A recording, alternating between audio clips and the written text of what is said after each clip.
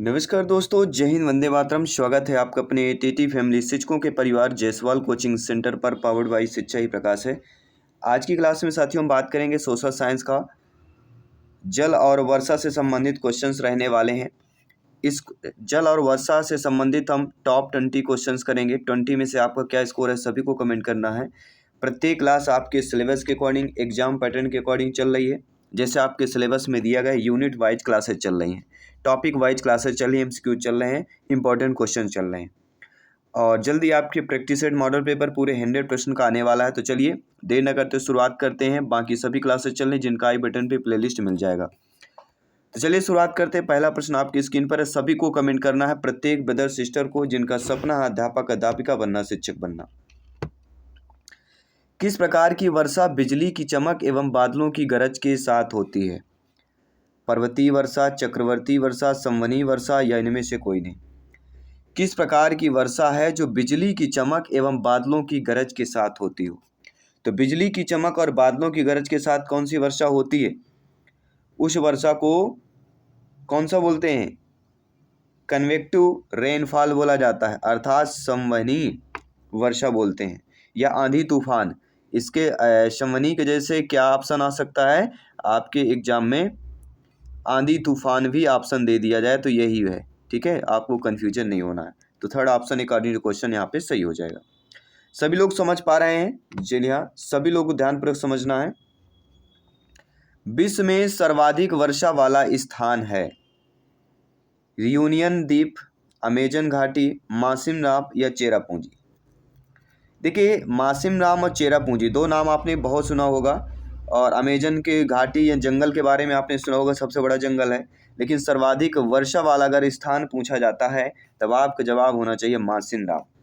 विश्व में सबसे अधिक वर्षा वाला स्थान मासिम राम है, जो भारत के किस राज्य पे है? सभी लोग बताइए, मासिम राम भारत के किस राज्य पर स्थित है? सभी लोग कमेंट कीजिएगा। यह भारत के मेघालय राज्य पर स्थित है। और दुनिया में सबसे अधिक औसत वार्षिक वर्षा के लिए जाना जाता है Mawsynram. Third option is the right answer. किसी भी प्रश्न पर डाउट है बेफिक्र आप लोग कमेंट कर सकते हैं, फीडबैक कर सकते हैं। जायसवाल सर हाथ जोड़कर आप सभी का स्वागत और अभिनंदन करते हैं। अगला प्रश्न, विश्व का सर्वाधिक शुष्क स्थल कौन है? पेटागोनिया, सहारा, अटाकामा या थार का? सभी लोग बताइएगा। विश्व का सबसे शुष्क स्थान पूछा जाए, शुष्क स्थल हो या शुष्क स्थान पूछा जाए, तब आपका जवाब क्या होना चाहिए? सभी लोग सोचिए, 5 सेकंड का अपने समय लीजिए, वीडियो को पॉज कीजिए और खुद कमेंट करने की कोशिश कीजिए किसका राइट आंसर क्या होगा। विश्व का सर्वाधिक शुष्क स्थल से, और यह कहलाता है अटाकामा मरुस्थल कहलाता है, जो दक्षिण अमेरिका में है। कहाँ पे है? दक्षिण अमेरिका के चिली देश में। और ये एक ऐसा मरुस्थल है जो अपनी अत्यधिक शुष्कता के लिए जाना जाता है। और यहाँ ये भी अनुमान लगाया जाता है कि लगभग 500 वर्षों से अधिक समय यहाँ पे बारिश नहीं हुई। तो आप समझ सकते हैं, इसलिए इसे सबसे अधिक शुष्क क्षेत्र माना जाता है। अगला प्रश्न है जो अक्सर आप सुनते होंगे कि बादल फटने का अर्थ क्या होता है? Cloud burst. अधिकतर उत्तराखंड, हिमालयी क्षेत्र जो देखते होंगे, कहीं बादल फट गया, बारिश हो गई। बादल फटना क्या होता है? क्लाउड बर्स्ट जो होता है, ये एक प्रकार की प्राकृतिक मौसम घटना होती है। मेघाच्छादित मौसम में फसल के बीजों को बोना, कृत्रिम वर्षा का निर्माण करना, भारतीय तूफान के साथ असाधारण रूप से भारी बरसात या आकाश में बादलों के बिखरे हुए टुकड़ों की मौजूदगी। तो फल बीज बोना, ये दो ऑप्शन तो हो नहीं सकते। फिर आपका कौन सा ऑप्शन होगा? एक प्राकृतिक मौसम घटना होती है। क्या होती है? ये प्राकृतिक एक मौसमी घटना होती है। और मौसमी घटना अगर आपके एग्जाम में दिया गया है, प्रश्न पूछा गया है, तो मौसमी घटना तो डायरेक्ट आपके दिया नहीं गया है। तो जब मौसमी घटना आपके डायरेक्ट में नहीं दिया गया है तब आप क्या करेंगे? मतलब हमारा कह रहा है कि भारतीय तूफान के साथ भारतीय तूफान के साथ असाधारण रूप से भारी बरसात को हम क्या कहते हैं? बादल फटना। ऐसी घटना है जिसमें बहुत से कम समय में अत्यधिक वर्षा हो जाए। अब आपका सवाल कि रेगिस्तान में क्यों नहीं बरसते हैं? तो रेगिस्तान में बादल अवक्षेप होकर इसलिए नहीं बरसते क्योंकि वहां आमतौर पर हवा में नमी की कमी होती है। क्या होता है? हवा में नमी की कमी, इसलिए रेगिस्तान पे बादल नहीं फटते। अगला, रेगिस्तान में बादल अवक्षेप होकर क्यों नहीं बरसते हैं? तो ये तो हमने आंसर भी दे दिया। क्या होगा? नमी मतलब कम आर्द्रता की बात की जा रही। नमी कम होती है, आर्द्रता कम पाई जाती है रेगिस्तानी इलाकों में, इसलिए यहाँ पे बादल अवक्षेप होकर नहीं बरसते हैं। तो पहले प्रश्न पर हमने इसका आंसर दे दिया था आप सभी लोगों को। अब बढ़ते हैं आपके अगले प्रश्न की तरफ। विश्व में वार्षिक वर्षा का औसत कितना है?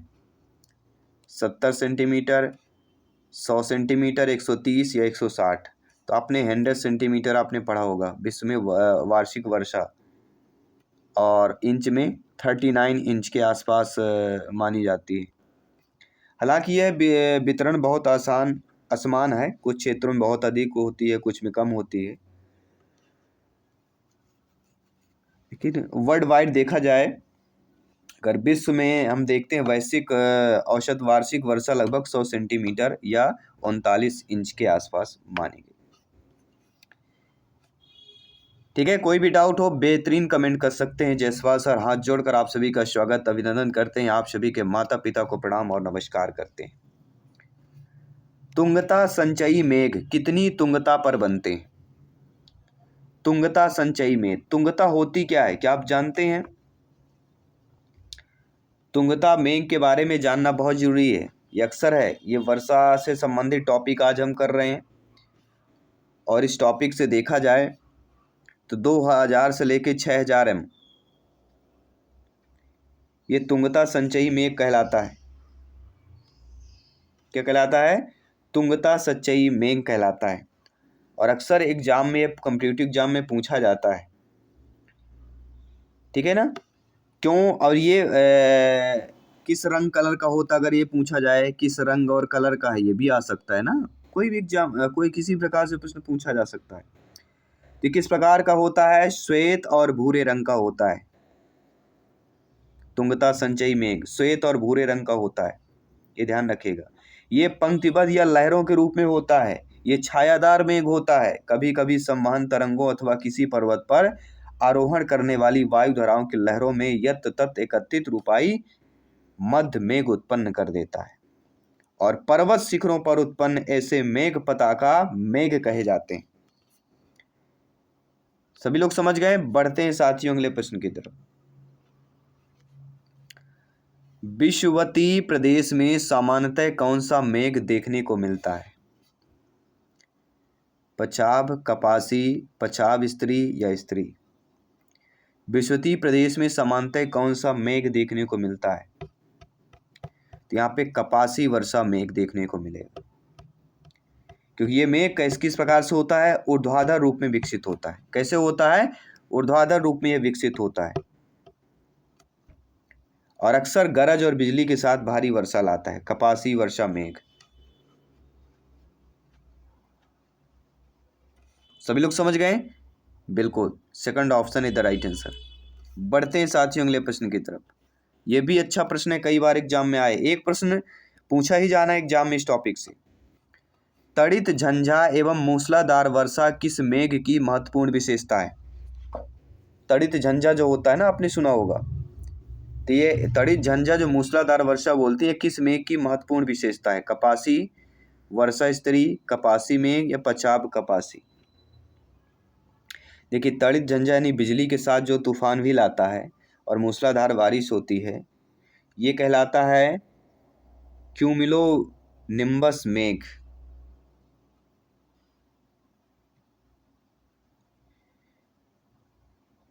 या इसे हम बोल सकते हैं कपासी वर्षा मेघ।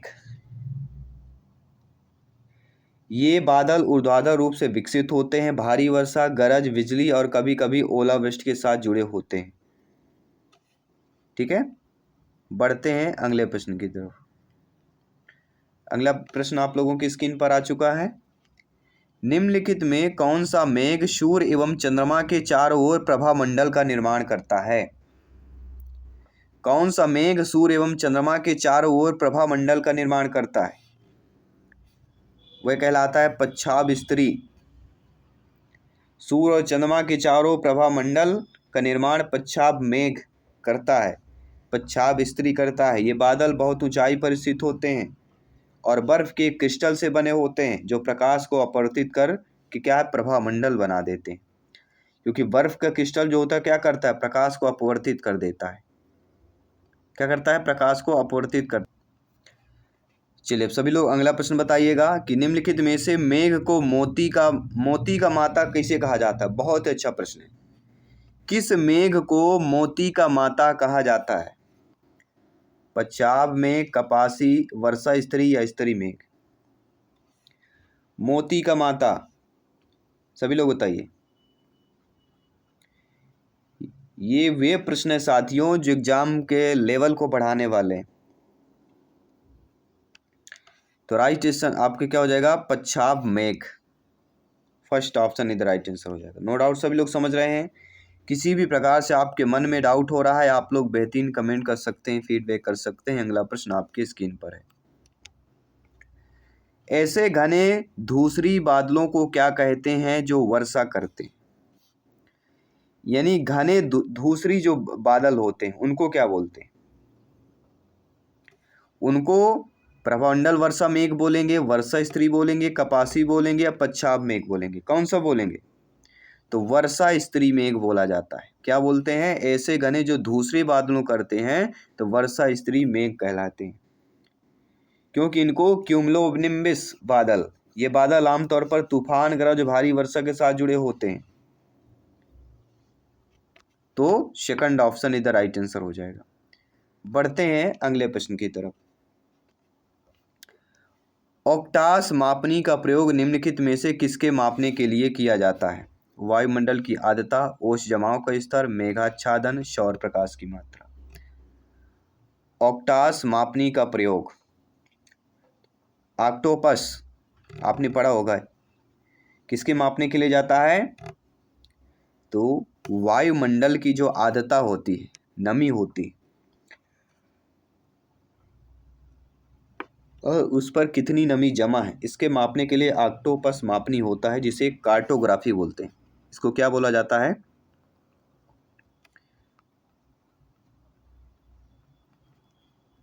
कार्टोग्राफी बोला जाता है। ध्यान रखिएगा। मानचित्रण, रोमर के रूप में भी जाना जाता है। इसका उपयोग मानचित्र पर दूरी मापने के लिए किया जाता है।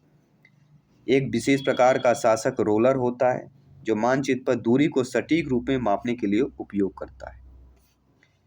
अगर मेघाच्छादन पूछा जा रहा है तो मेघाच्छादन बादलों के आवरण को दर्शाता है और इसे मापने के लिए ऑक्टोपस मापनी का उपयोग की जरूरत ही नहीं पड़ती। सौर प्रकाश की मात्रा, प्रकाश की मात्रा को मापने के लिए लक्ष्मीमीटर या अन्य प्रकाश मापने के उपकरण आते हैं, ऑक्टोपस नहीं होता।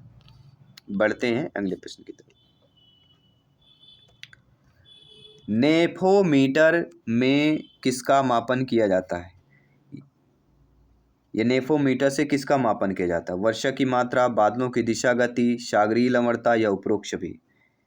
नेफेलोमीटर का उपयोग किसी तरल या गैस में निलंबित कणों की सांद्रता को मापा जाता है।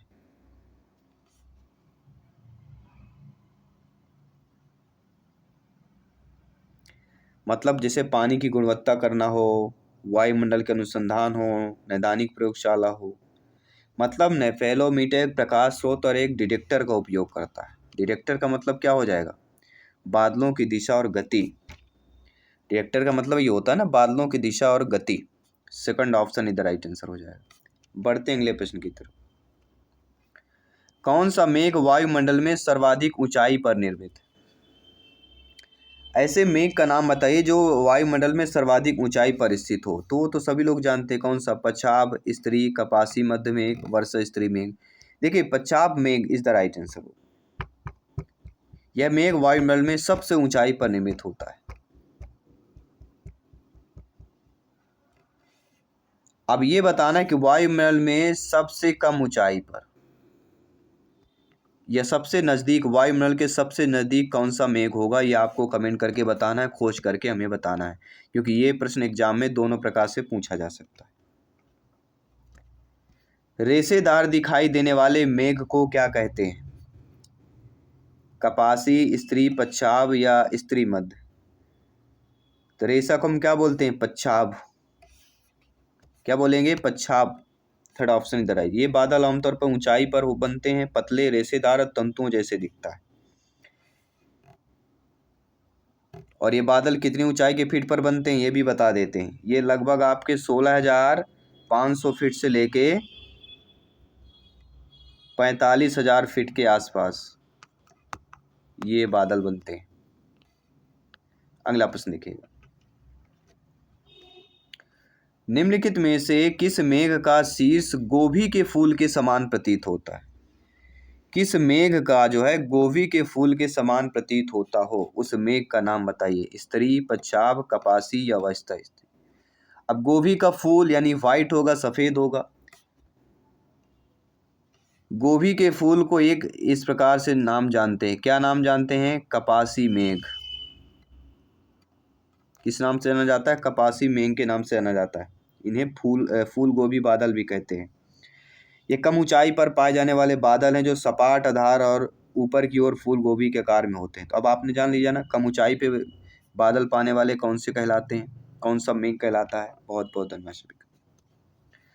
विषुवतीय प्रदेश में सामान्यतः कौन सा मेघ देखने को मिलता है? पच्छाव, कपासी, पच्छाव स्त्री या स्त्री? विषुवतीय प्रदेशों में सभी लोग बताइएगा।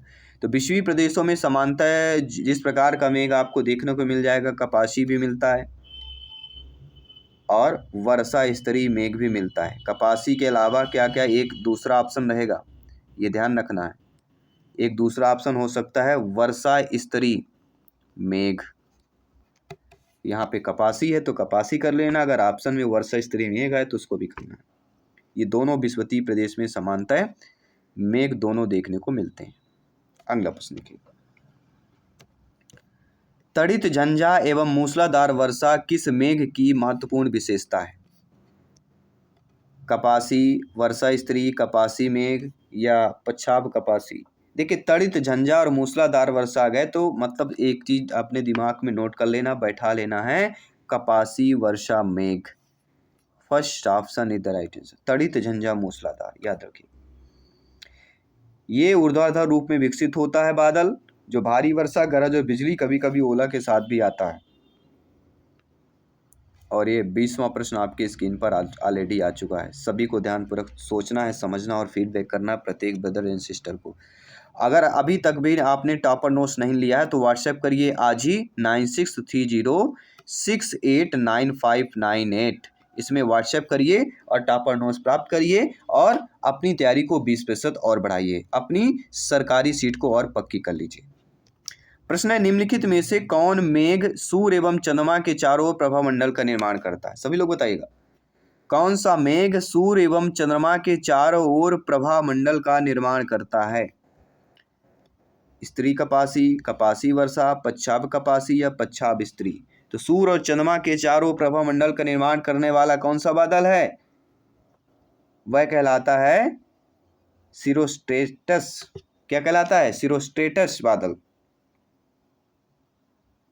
और ये बादल जो होता है 5 से लेके 13 किलोमीटर की ऊंचाई पर बनने वाला हो, पृथ्वी की सतह से 5 से लेके 13 किलोमीटर पे होता है। अब आप बोलेंगे सर आप जिसका नाम ले रहे हैं वो तो आपके ऑप्शन में है ही नहीं है, तो हम कैसे जान जाएं कि कौन सा सही होगा, कौन सा जवाब होगा? तब आपको जानने की जरूरत है, उसको पच्छाव कपासी बोला जाता है। क्या बोलते हैं? पच्छाव कपासी। Third option the right answer. तो आज की क्लास हमने कितनी क्वेश्चन किए? 20 क्वेश्चन किया। तो ये आपका वर्षा वाला जो टॉपिक था वो आज हमने क्लियर कर लिया। टॉप 20 क्वेश्चंस भी कर लिए, एग्जाम के दृष्टि से जो महत्वपूर्ण थे वो भी हमने कर लिया। तो नो डाउट सारी चीज़ें आपकी क्लियर हो गई होंगी, सब कुछ समझ में आ गया होगा। वर्षा के प्रकार, वर्षा के रूप, जल का वितरण, ये सारी चीज़ें आज किया गया। कल तरंगे, सुनामी, ज्वार भाटा, महासागरीय धारा, इन पर भी कर लेंगे। हर पर डे आपके टॉपिक वाइज क्लासेस हो रही हैं। बेहतरीन तैयारी कीजिए, प्रिपरेशन को मजबूत कीजिए और तैयारी इस प्रकार जोरदार करना है साथियों ताकि सिलेक्शन मिल सके। तो धन्यवाद सभी का, मिलते हैं आपकी अगली क्लास पे। जय हिंद, वंदे मातरम।